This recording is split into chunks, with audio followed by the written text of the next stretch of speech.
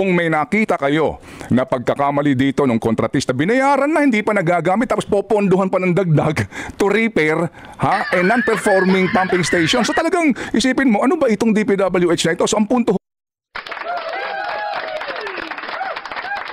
Okay, magandang araw po sa inyo lahat and welcome po dito sa ating Youth and Tabunin PH channel mga kababayan. And nandito na po tayo para sa ating panibagong reaction video ngayon. Okay. Ito mga kababayan, pag-usapan natin. Ako si Ted Filon mga kababayan, sumakit ang ulo dahil sa isang kongresista. Sino kaya ito? Ito kilalanin natin mga kababayan. Ito, I think, ito kahapon ito interview ni Ted Filon. Ito ang pinag-usapan dito mga kababayan ay patungkol pa rin sa mga problema sa mga flood control projects. Okay? So I think maraming nakakilala sa isang kongresista na ito mga kababayan. Kilala lalo na tayong mga sumusuporta kay VP Sara. Okay? Kilala natin na to. Ito yung nag-privilege speech dahil daw sa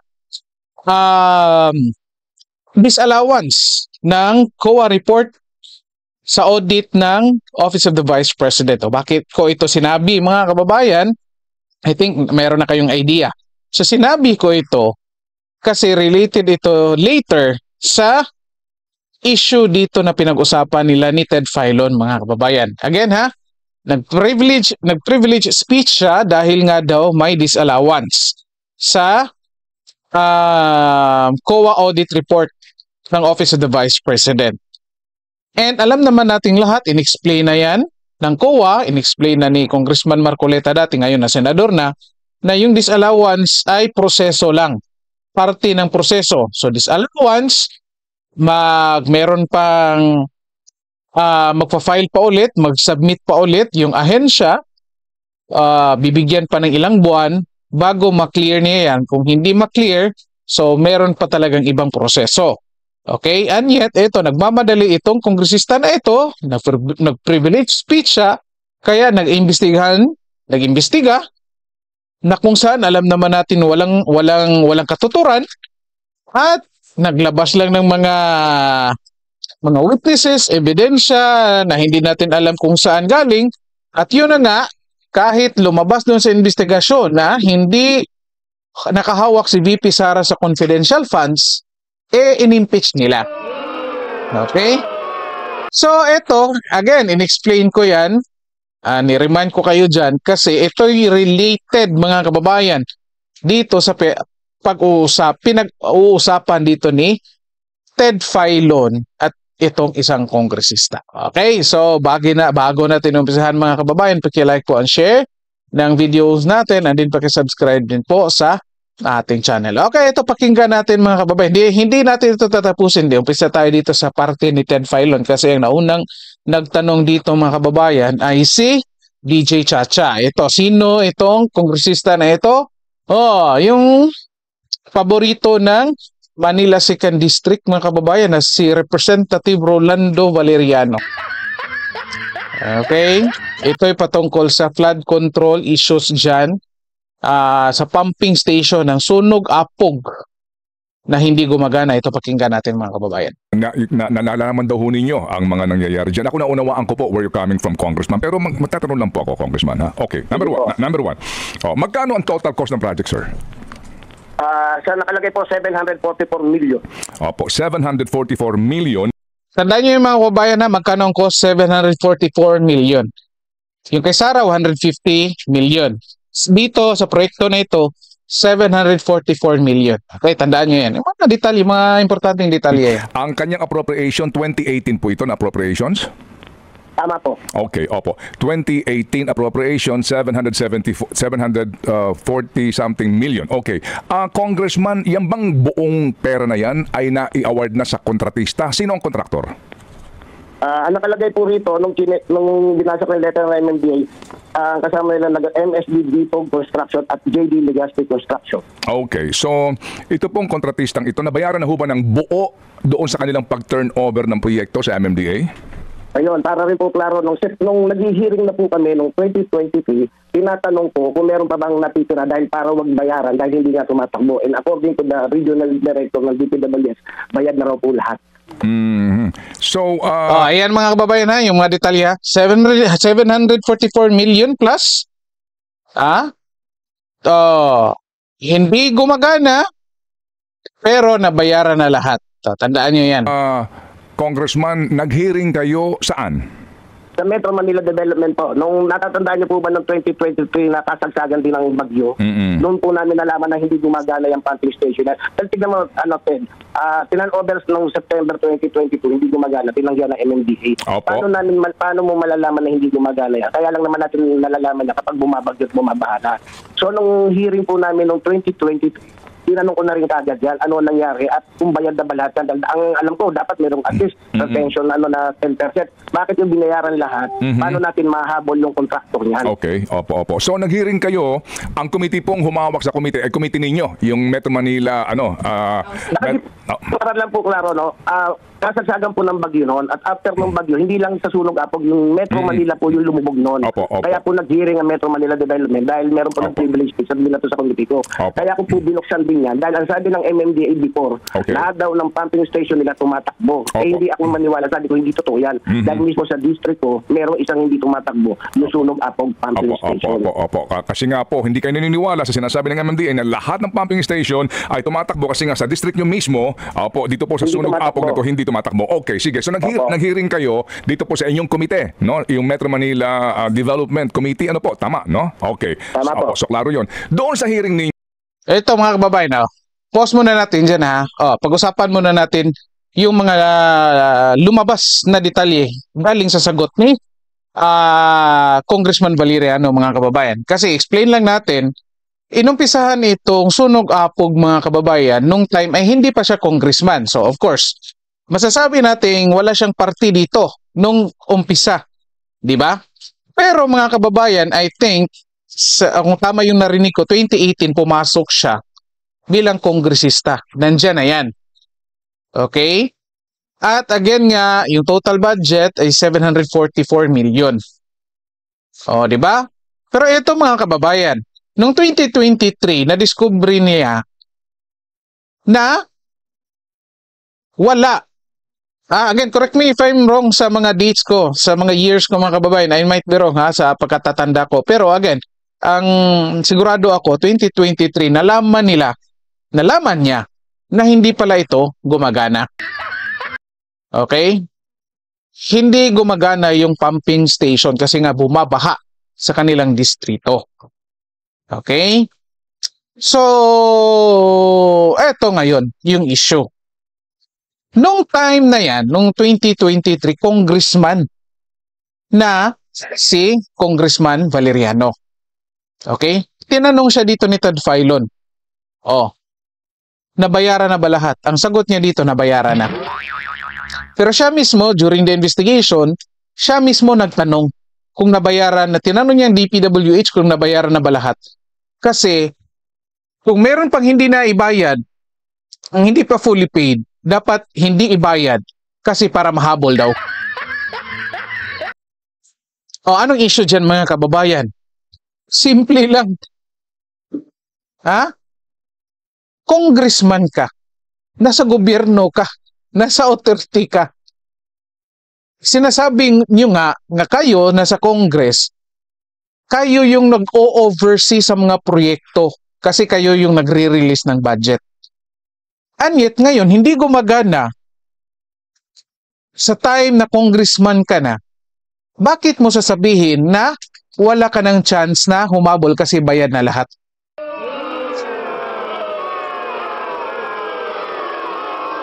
Di ba? Isipin niyo yan mga kababayan. Kaya nga nag-share ako sa inyo nung ginawa niya doon kay VP Sara na nag-privilege speech siya. Dito, nag-hearing pa nga siya. Imagine niyo yan. Pero sa hearing niya, siya mismo sinabi niya, hindi niya kayang habulin yung kontratista. Di ba? Isipin niyo yan mga kababayan. Tanong ko hindi niya nga kayang habulin ito kasi fully paid na, or ayaw niya lang habulin kasi nako. Comment kayo dyan mga kababayan. Eto, pagpatuloy natin. Inyo, meron ba ho kayong nakita na malfeasance, non-feasance, misfeasance? Meron na po doon sa kontraktor. Okay. Malfeasance, ano po? Ano particular po ang kanya pong pagkakamali o nilabag sa batas? Hindi ho nagpa-function talaga yung sunog apong pumping station up to now. Kaya lang, sinabi ko na kasi sa akin ng DPWH, tinatry nilang i-repair. Kasi ang sinasabi nila, naintindihan ko naman din, kung 744 million yung pera, paano sila ng repair kagad? Magre-request ng for repair na pera. Eh, siyempre, paganahin mo muna Yes, yung 744 million. At yun po, mas inantay ko na paganahin talaga nila ng paganahin hanggang sa time na hindi nila mapagana na. Yung nga po, no? So, Congressman, ano po, kumbaga ito ho yung sitwasyon.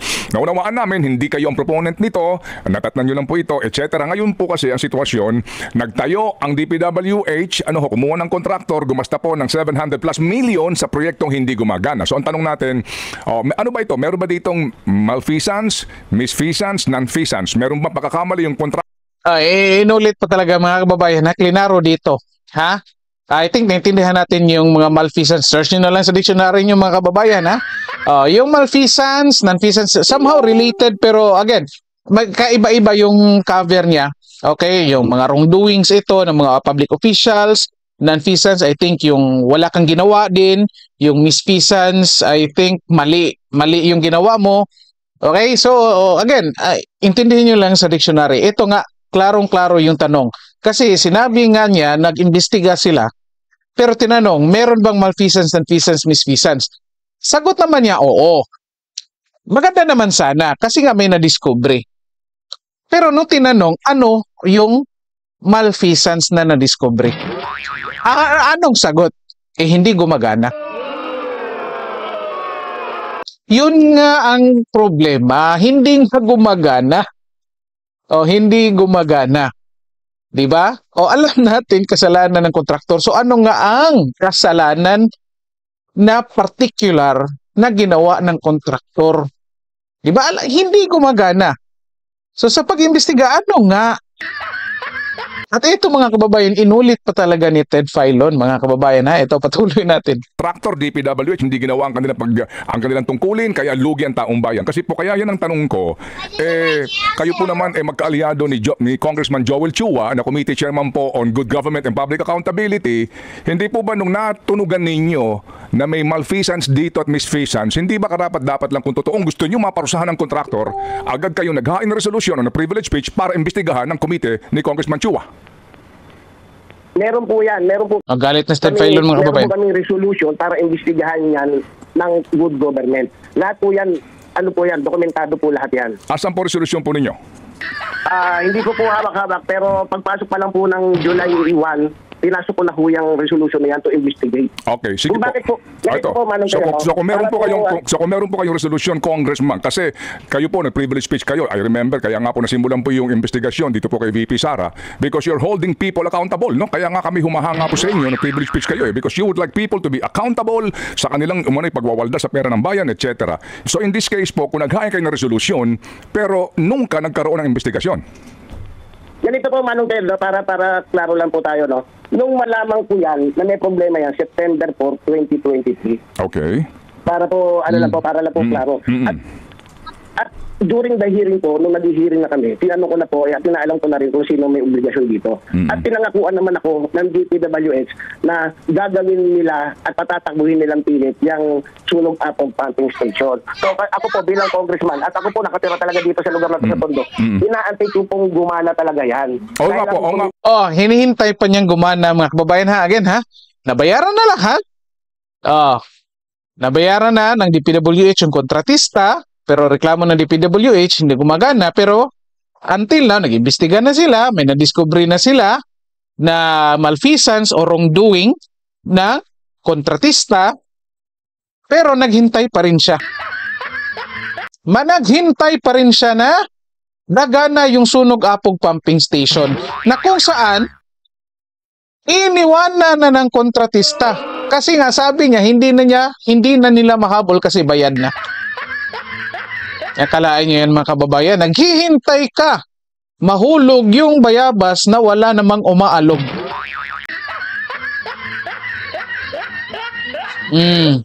Ito, patuloy natin. Yes, Congressman, inyo po nasabi na yan. Kaya nyo na... Hindi po, saglit lang po, kaya po kung iniisip nyo, bakit ang tagal nung ano, pagdating po ng 2024, nung nakaraan, pumagyo po ulit at hindi pa rin gumagana. That's the time po na sinasabi sa akin ng DPWH na pupondohan na nila dahil hindi na makukuha sa repair. Oh, Yun po ang story talaga niya. Oo nga po, Congressman, I don't want to, na kayo po ibigyan po ng burden, dito po sa inyo pong paulit-ulit na pagpapaliwanag. Kopya na po namin yon, klaro na po yon. Sabi ho nyo kanina, nagkaroon kayo ng hearing kaninyo. Anong hearing yon? Talaga bang nag-hearing dito ang Committee on Good Government and Public Accountability? Hindi po, Metro Manila Development. Yung nga po. So our point is, Congressman, kung may nakita kayo na pagkakamali dito ng kontratista, binayaran na hindi pa nagagamit, tapos popondohan pa ng dagdag to repair a non-performing pumping station. So talagang isipin mo, ano ba itong DPWH na ito? So ang punto ho is, kung gusto ho ninyong maitama ito, ang appropriate committee na ay yung committee po ni Congressman Chua na public accountability. Kaninyo naghain kayo ng resolution, nag-hearing ba? Hindi po, teka muna, Manong Ted. Go ahead, sir. Go ahead po. Go ahead. Ito mga kababayan, linawin lang natin ha. Kasi nga, bayad na imagine niyo yung mga kababayan, bayad na ng 744 million yan ha. Yung kasara nga, 125 million lang eh. Di ba? Yet, ang bilis ng aksyon, di ba? Ito mga kababayan, bayad na ng 744 million, hindi na lang mahabol. Yun nga, tanong natin earlier, hindi nga nila mahabol or hindi nila gustong habulin? Kasi, sino bang hindi pwedeng mahabol dito? Di ba? Si Congressman Teves na, napauwi nila, di ba? Sino pa? Of course, hindi, yung kontratista, may kasalanan din. Well, allegedly, ha? Pero itong mga kababayan, ito, more or less the same lang naman to. Mas madaling habulin kasi kumpanya ito. Nandyan lang yan. I think hindi itong kontratista na ito, hindi lang isang proyekto ang hinahawakan dito. Na proyekto ng gobyerno. I think marami. Posibleng marami. So bakit hindi nila mahabol-habol? At ito na nga mga kababayan, imagine niyo, nagbayad ka na ng 744 million, hindi gumagana. At ngayon, nanghihingi pa ng budget. Para paganahin ulit. Pero, nung nag-hearing kayo, may nadiscovery kayong kamalian ng kontratista. Pero anong aksyon? Wala. Di ba? Well, correct me if I'm wrong mga kababayan ha. Kasi lumalabas dito sa tanong ni Ted Filon na bago mag-file ng kaso doon sa kontratista, dapat dadaan muna sa Committee on Good Government and Accountability. I'm not really sure kung ganyan ba yung talagang proseso kasi meron na naman kayong ebidensya, di ba? Na gather, nakuha diyan sa investigation ninyo, diyan sa committee ni Valeriano. So why not proceed na doon sa pag-file ng kaso laban doon sa kontratista at sa lahat ng involved, lalo na sa mga tauhan ng DPWH kung meron man. Di ba? At again, nanghihingi, 744 million, nanghihingi pa ng additional budget para patakbuhin ulit. Noong July 1 po ako nag-ahin ng resolution regarding dito sa pumping station na ito. Kaya po, kung inisip niyo po, bakit noong 2023 hindi kagad ako nag-ahin ng resolution o bakit hindi ko kagad dinimanda? Dahil umaasa po ako na gagawin nila ito ng ganong kabilis. Ako po hindi rin po ako technical pagdating dito sa engineering. Opo. Okay, at sige. Yung funding... Opo. Go ahead, sir. Go ahead po. All along naman po, mula noong 2023, nakikita ko naman ginagawa nila yung pumping station. Hindi nila mapatakbo. Bakit kaya? Ba't yung mapatakbo yan? Hindi po ako technical, Ted eh. Kaya nga nung nitong bumagyo ulit, di ba napapansin po na, kaya nitong bumagyo ulit, bumaha na naman yan. Sa matter of fact, noong last year po, noong 2023, patapos pa lang yung Bitas pumping station. Sa kabila ko yun. Okay. At Sige po. tumawag na ako sa kanila at binuksan nila yung Bitas, medyo naibsan. Kaya lang kung sunog atong pumping station, talagang defective. Okay, sige po. So yung July na binabanggit yung resolution, ano yun? Resolution saan, kanino, at anong taon? Ito po, 2025, pagpasok ko ng Congress. Okay, so ano po ang resolution ninyo nitong July ng 2025? Ano po laman, Congressman? To investigate po yung yung pumping station at yung flood control na nangyayari dito. Actually, hindi naman po ako nakasiro sa sunog atong pumping station. Nakasiro ako talaga doon sa Opo. baha sa pumping station na gumagana. Dahil according to them, yung nag-operate at nag-maintain, kompleto naman daw. Pero bakit ang daming baha sa Metro Manila? Okay, sige po. Pause muna natin dyan mga kababayan ha. Ito ha, linawin lang natin. Imagine niyo yung gap mga kababayan. 2023 pa, nakita na niya na meron talagang problema. Pero naghintay pa siya ng 2024. Kasi umaasa pa siya na mapagana talaga. At yun na nga, yung DPWH nanghingi na ng additional budget. Imagine niyo yan mga kababayan. Ikaw, kahit hindi tayo, o kayo mga nanonood, kahit hindi tayo mga kongresista, mga kababayan, common sense lang gagamitin natin mga kababayan. Tayo nga, kung bumibili sa mga tindahan, di ba? Kung sabihan tayong, may warranty yan, 7 days, 1 month, 1 year warranty. Di ba? Edi, kapag pasok pa sa warranty, edi puntahan mo yung tindahan, dala mo yung gamit mo na binili, isusuli mo or i-repair mo for free. Di ba? Bakit dito? Bakit hindi pwede? Bakit? Hinayaan na lang ng mga kongresista lalo na itong si Congressman Valeriano na nagkandak pa ng hearing na kung saan tumanggap ng 744 million or nagbayad tayo ng 744 million kahit sabihin mong hindi ikaw ang pasimuno ng proyekto niyan at ikaw yung naabutan at alam mo na nakabayad na yung gobyerno ng 744 million, bakit katunganga ka lang? 2023 mo pa nalaman, dumaan natapos na yung 2024 kasi hinintay mo pang gagana sa pamamagitan ng DPWH kasi nga hindi nyo na mahabol yung kontraktor. Ngayong July pa kayo nag-file ng resolution para imbestigahan. So, anong silbi dyan sa investigasyon mo na sinasabi mong meron kang nakitang malfeasance? Ano lang yun? Nagsasayang kayo ng oras at pera ng taong bayan sa investigation nyo. Ang ending, wala. Di ba? Ito katanungan ko mga kababayan bago natin tapusin ha. Again, balikan natin. Totoo nga, kaya nga pala sumakit ang ulo ni Ted Filon dito mga kababayan, naintindihan ko na eh. Eto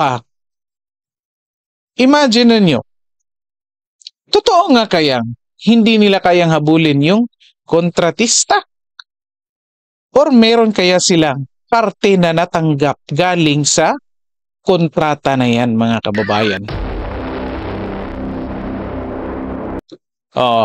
Comment kayo dyan mga kababayan kung ano sa tingin nyo dito. At wala tayong sinasabi. Ito yung nagtatanong lang.